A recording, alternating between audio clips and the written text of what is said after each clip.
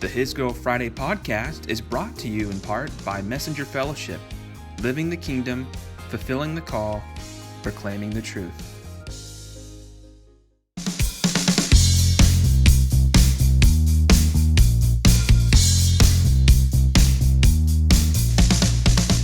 How's it going, everyone? This is Cameron Fry coming at you with a special edition pod. It's 11:20 a.m.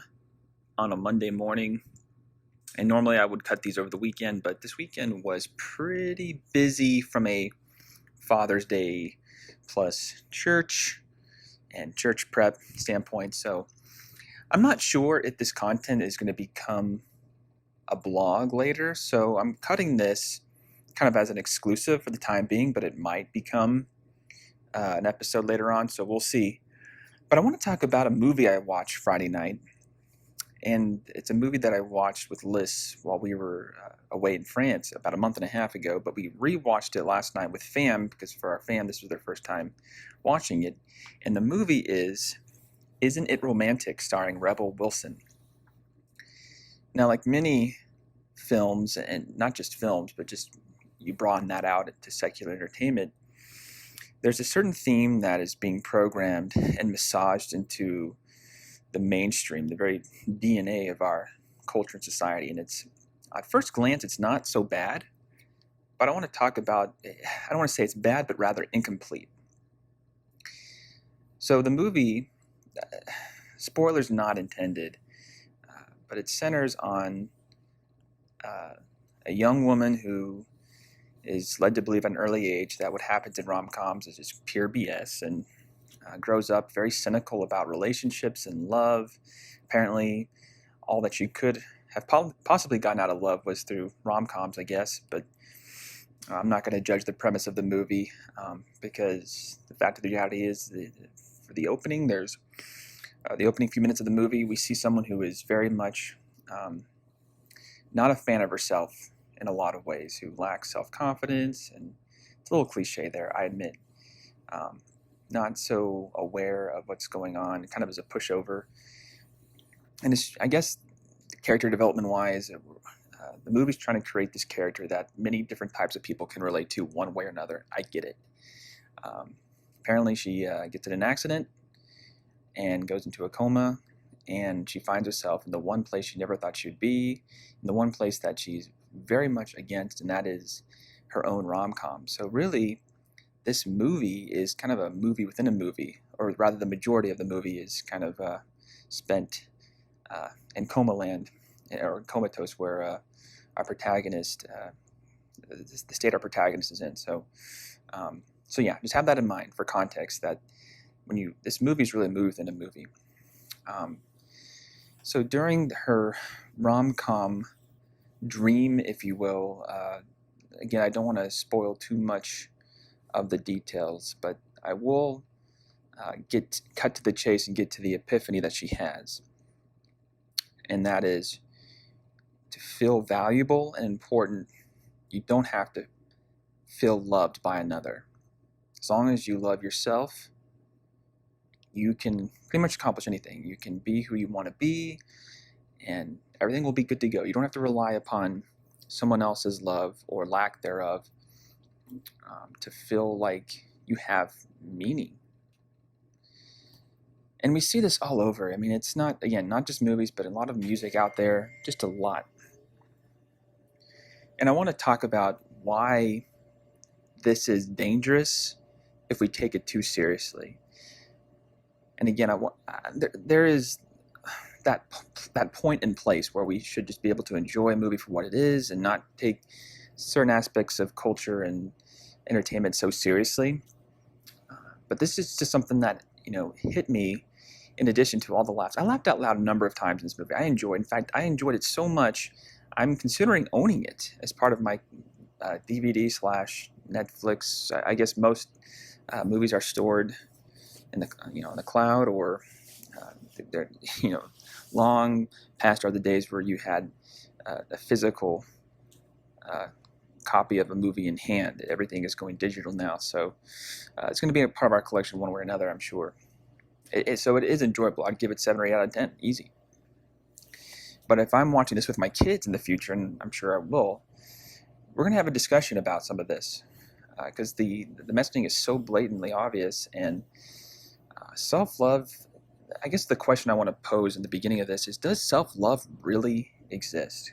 The world certainly thinks it does, and it prioritizes the love of self above all else. I mean, it makes sense. We're such an internally driven consumer society.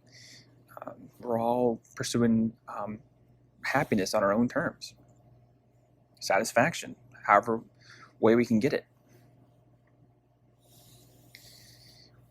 Let me start with what the movie gets right.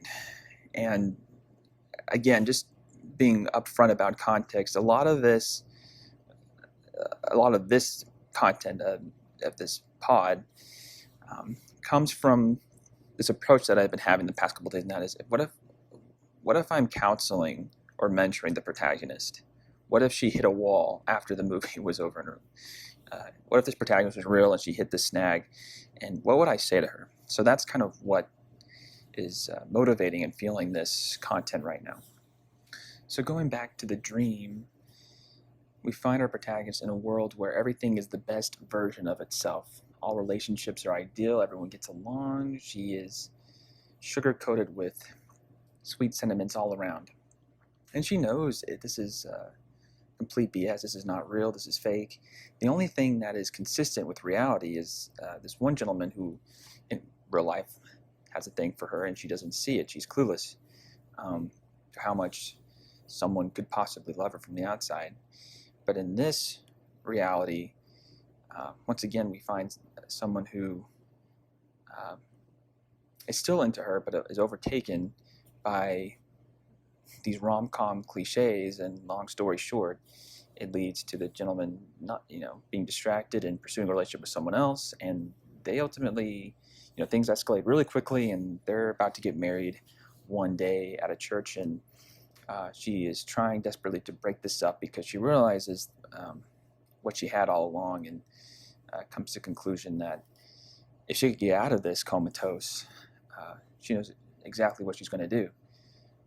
And yet you think, there's a big difference between this movie, the messaging of this movie, and a message of a similar movie 20 years ago, where 20 years ago, the movie would have ended with a wedding being broken up, and somehow everyone lives happily ever after because the guy who is marrying the chick, or the chick marrying the guy, whatever, a marriage that's not supposed to happen ends up being broken up, and the right couple gets back together at the end, and all is right in the world.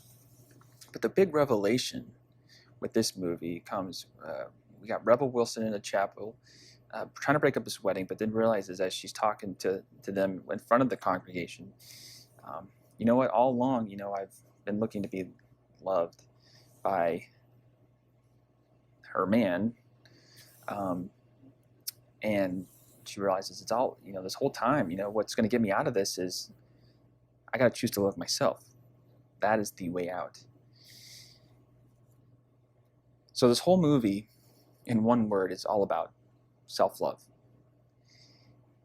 which I'm going to unpack a little bit more here. So I agree with the movie in the sense that you can't rely upon someone else to feel valuable, meaningful, important, significant, loved.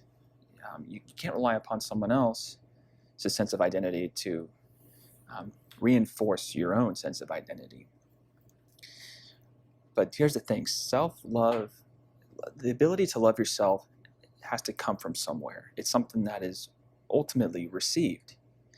And the movie implies that it can be self-generated and self-sustained, and that is what is false. It's right to say, hey, you don't have to rely upon external factors and people and things outside your control. Yes, I agree with that. But the next step is to, say good things about yourself, declare positivity, declare your identity in Christ if you're a believer.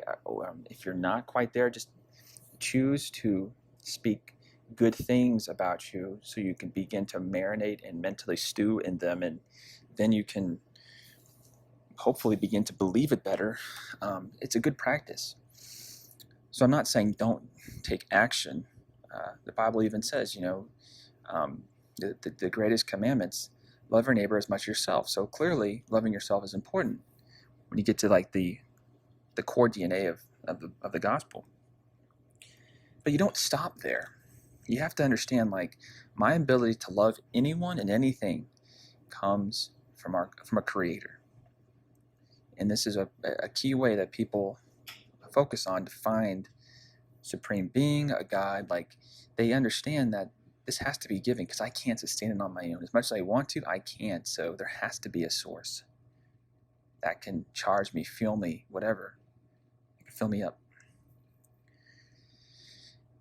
And of course, you don't expect a movie like this to get overly spiritual or come from that angle. I mean, I would love personally to write a script that is kind of Goodwill Hunting in nature without the language, but it centers on these protagonists who are struggling or coming to terms with this reality that in order to love someone as broken as me, there has to be a way to do it. I have to get outside of myself to find it, and the script would go in a vertical direction, obviously, and it wouldn't be preachy. It wouldn't be, again, over spiritual like a lot of Christian films are. I wouldn't even want it to put under a Christian genre or have that tag, but where God is specifically mentioned at key intervals, where it doesn't, I guess, create this soggy vibe, I guess, that, you watch a Christian movie and they have their own set of cliches. So it would be a tightrope in writing it. I don't even know if I'm going to do it, but I'm watching this movie makes me want to do something like that. Work on a nonfiction project, which, if you know me, or sorry, a fictional project, which you know me, I'm more of a nonfiction type guy. So this movie takes kind of a next step and makes it the end all be all finish line. As long as you can love yourself, you're good. And while there's ways to do that the right way, we have to understand that there's so much more outside of that. Life is all about giving and receiving, not about preserving. And a lot of people are driven by false senses of what they consider to be the real thing. False contentment, for instance, is just another way of saying pride. A false sense of confidence, also pride. Or at least could lead there, I should say. Maybe it's not synonymous, but you're in danger of becoming full of yourself in the wrong ways. Have you ever said that about someone, or someone said it about you? Man, that guy's so full of himself. That person is so full of himself. You don't want to ever get to that point, obviously. And so there's different ways, like if you're trying to pump up your own esteem, a lot of different ways that could look. One is, yeah, like I just said, you become super egotistical and self-centered, or the other is you realize you can't do it, so you feel you go from hopeless to helpless really quick, or helpless to hopeless really quickly, and maybe you get even more depressed than you once were. So as long as we watch these type of movies, we're aware of the messaging, and we realize this movie is communicating a way to take a next step, but it's not the end, it's not the core, and it's not the finish line. And if we got to be careful in how we receive, even when we're watching a comedy. I feel like, if God's not supposed to be detached from life in any form, we have to be willing to roll with the conviction as we receive it. I was glad that these yellow flags were being raised as I, again, was laughing and enjoying myself. There's real talent, like there's God-given talent represented in the film. Rebel Wilson is hilarious. I think she's real and raw, and the reasons why I like Melissa McCarthy, kind of similar like Rebel Wilson, because I feel like outside of their serious roles, which have a place, when it comes to their comedy, they don't have to get too far beyond themselves. I mean, they do, but I feel like who they're being is just a slightly over-exaggerated form of who they really are. It's not far from, like, Rebel Wilson in the movie, I imagine, would be similar in a lot of ways. Maybe a bit more reserved, maybe a little bit more shy, timid, because she's not in this zone with the cameras on. But I don't know. I think a lot of us can tell when someone is authentic and genuine. Or yeah, so you have to understand that it's okay to enjoy the talents of someone else's, knowing that they're given from above. Um, but even though I'm not a movie critic, I think we have to critique the messaging we receive just from anywhere. It could be a billboard. It could be the way someone delivers a news story. It could be a casual conversation with a friend or close colleague. And there's a right way to disagree.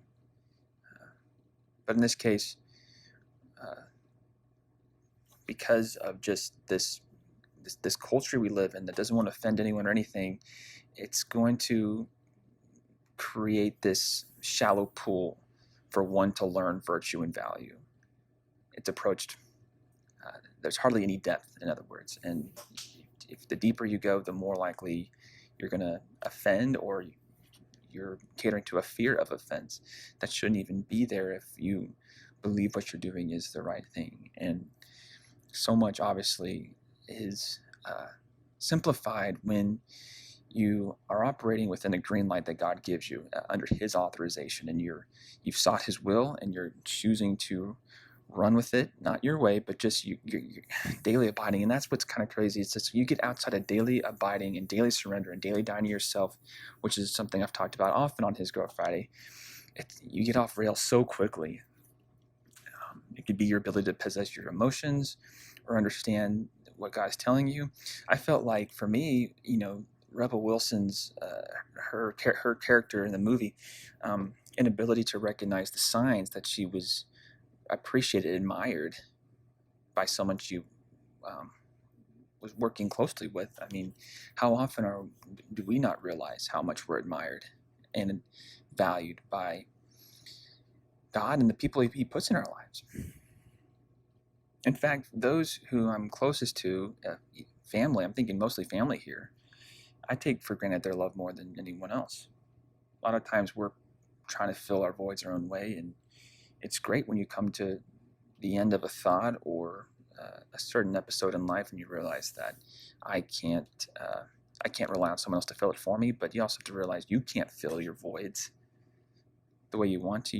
And if you try, I mean, that's kind of how addictions happen. It's how you kind of stumble and you're pursuing your own way of happiness. You're kind of back to where you started. It's just you're relying more upon yourself.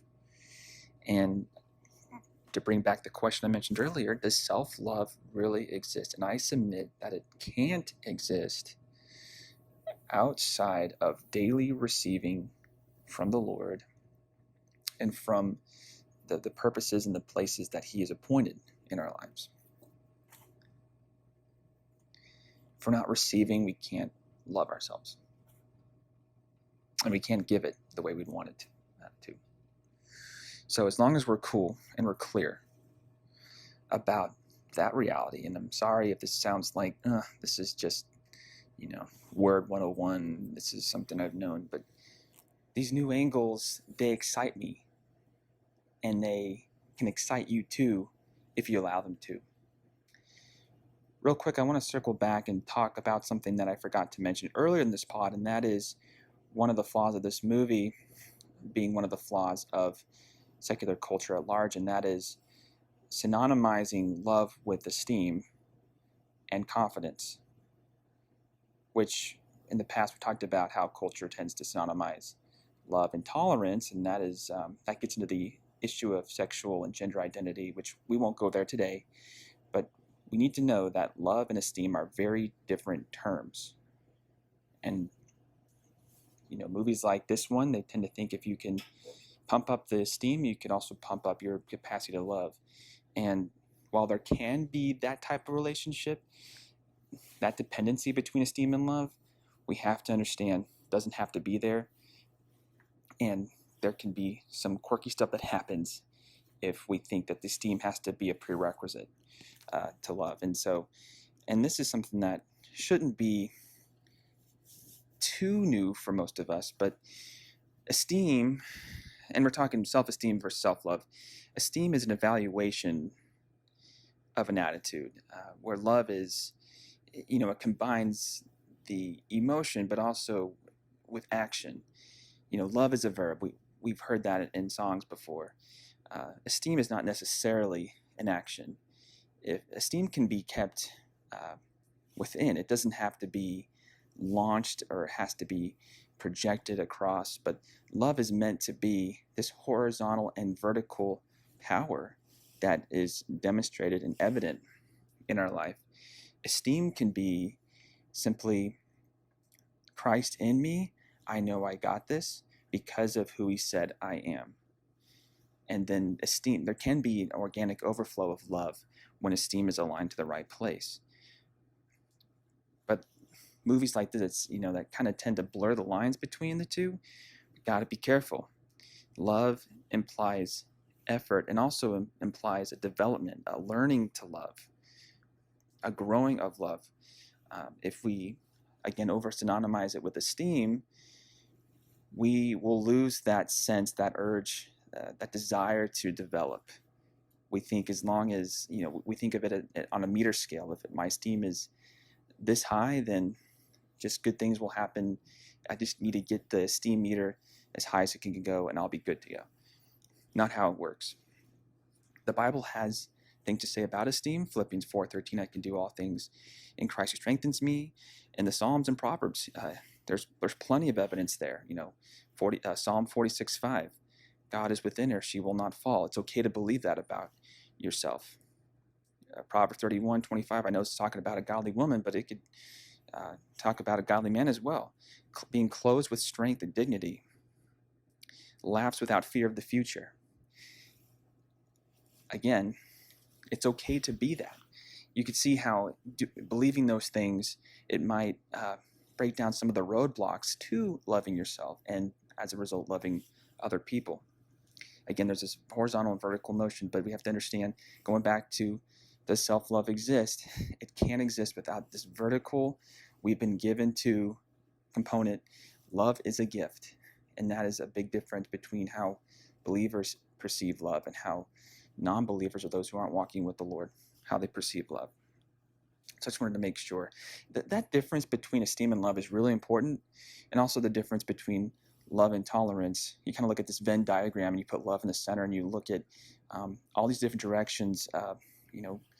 Secular culture take love. We have to be careful of the messaging of culture, because chances are the secular world is going to synonymize something with love, and that's how we get into confusion and deception, I should say. We'll break this down in greater measure. I don't think this is going to be a part one of a series, but it might be something I reference later, so just keep that in the back of your mind. Well, I only have a short amount of time, given I'm recording this at work. I usually only have 20 or 25 minutes of alone time, so I'm going to wrap this up. If you have any questions or any thoughts about this content, feel free to leave them in the space below. There should be a comment box. Or if you want to just shoot us a message with your thoughts or any personal needs, listen, I would love to stand and pray for you in this time. Other than that, have a great rest of the week. We look forward to partnering with you in this ministry and also in what God is doing in your life. And as I always say, I'll catch you on the fry. Peace.